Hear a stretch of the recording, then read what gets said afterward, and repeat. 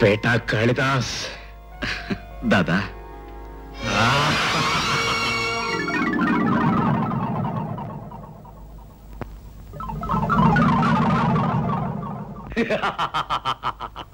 శాబాష్ బేటా కాళిదాస్ పాములు పుట్టలాంటి చోటుకెళ్ళి మనతో ఛాలెంజ్ చేసిన వాళ్లను బెబ్బులిలా దెబ్బతీసి గెలుపుని డబ్బుని కలిపి తెచ్చినందుకు కంగ్రాచులేషన్స్.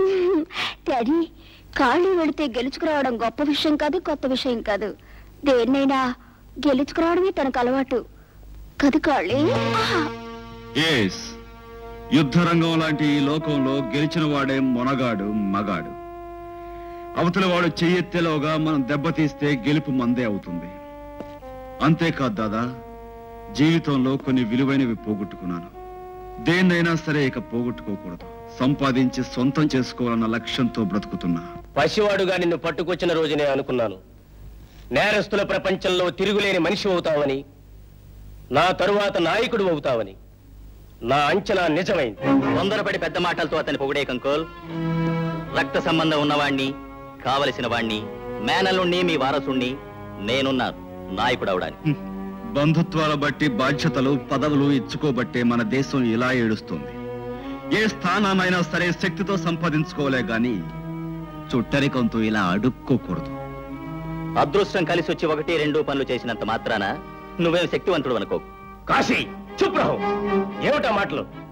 కాళిదాసు విజయం అంటే మన ముఠా అందరికీ విజయమే. కమాన్, అందరం కలిసి సెలబ్రేట్ చేసుకుందాం. అవును కాశీ, తీసుకో. ఎవరో సాధించిన విజయానికి తను సంబరపడి చిందులేయడం చేతగాని వాడు చేసే పని.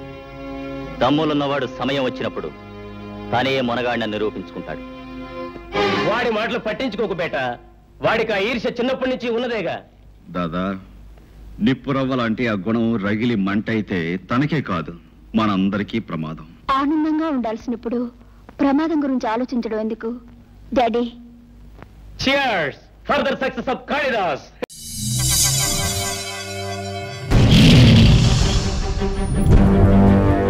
ఒకడొచ్చి నేను పులి అంటే కింద పైన మూసుకొని కూర్చోవాలి.